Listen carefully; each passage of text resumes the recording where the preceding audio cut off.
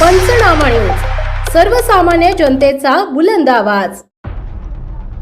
नवापुरातील bird flu बाधित क्षेत्राची आमदार शिरीष कुमार नाईक यांच्याकडून पाहणी।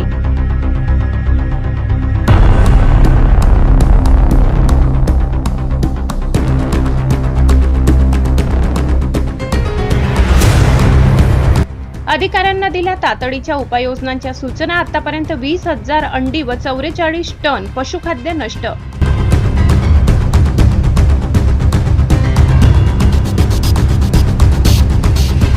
नवापूर शहर आणि परिसरात बर्ड फ्लूचा शिरकाव झाल्याची माहिती मिळताच नवापूर विधानसभेचे आमदार शिरीष कुमार नाईक यांनी तातडीने बाधित पोल्ट्री फार्मला भेट देऊन पाहणी केली। यावेळी त्यांनी प्रशासकीय यंत्रणेशी संवाद साधून परिस्थितीचा आढावा घेतला आणि संसर्ग रोखण्यासाठी युद्धपातळीवर उपाययोजना राबविण्याचे निर्देश दिले। बाधित क्षेत्राची पाहणी केल्यानंतर आमदार शिरीष कुमार नाईक यांनी जनतेशी संवाद साधला। ते म्हणाले की नवापूर तालुक्यात पुन्हा एकदा बर्ड फ्लूचा प्रादुर्भाव आढळून आलाय। आपल्या भागात पोल्ट्री व्यवसाय मोठ्या प्रमाणावर असल्याने नागरिकांनी घाबरून जाण्याचे कारण नाही, मात्र प्रत्येकाने सतर्क राहणे गरजेचे आहे। प्रशासनाकडून देण्यात येणाऱ्या सूचनांचे काटेकोरपणे पालन करावे आणि कोणत्याही अफवांवर विश्वास ठेवू नका। यापूर्वीही नवापुरातून या आजाराची सुरुवात झाली याची आठवण करून देत त्यांनी नागरिकांना स्वतःची काळजी घेण्याचे आवाहन केले।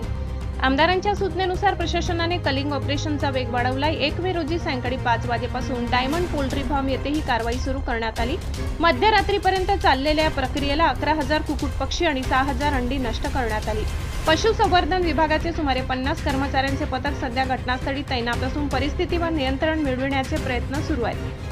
पशुसंवर्धन सह आयुक्त संजय खाचणे यांनी दिलेल्या माहितीनुसार संसर्गाचा फैलाव रोखण्यासाठी बाधित क्षेत्राच्या 1 किलोमीटर परिघातील सर्व पोल्ट्री फार्ममधील पक्षी नष्ट केले जाणार आहेत। यामध्ये diamond poultry, new diamond, diamond layer, Epson, तस्लीम, मुस्तफा आणि डॉन पोल्ट्री फार्माचा समावेश असून एकूण 1,40,000 पक्षी नष्ट करण्याचे उद्दिष्ट ठेवण्यात आले।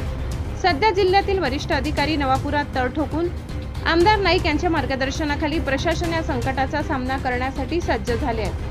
नवापूर तालुक्यामध्ये गेल्या 1 महिन्यापासून नवापूर शहरालगत बरेच पोल्ट्री फार्म्स आहे।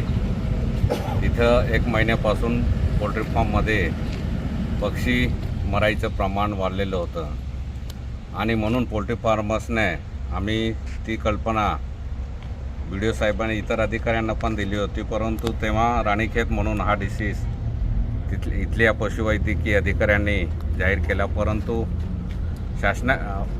लॅबोरेटरीकडे जेव्हा ब्लड सॅम्पलसाठी पाठवलं तेव्हा बर्ड फ्लूचं निदान झालं असं महाराष्ट्र शासनाने काल डिक्लेअर केलं।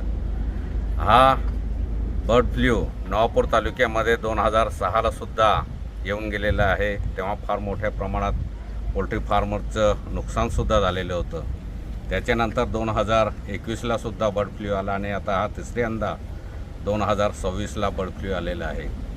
शासनानं पूर्ण सहकार्य पोल्ट्री फार्म्सना करण्याचं ठरवलं आहे, परंतु ह्या पोल्ट्री फार्म्समुळं जे काही म्हणजे इतर काही गोष्टी खेडेगावातील लोक असतील, नवापूर शहराचे लोक असतील, हे बर्ड फ्लू म्हटलं की घाबरून जातात, परंतु घाबरून जाण्याचं काही कारण नाही। जनतेने घाबरून जायचं काही कारण नाही।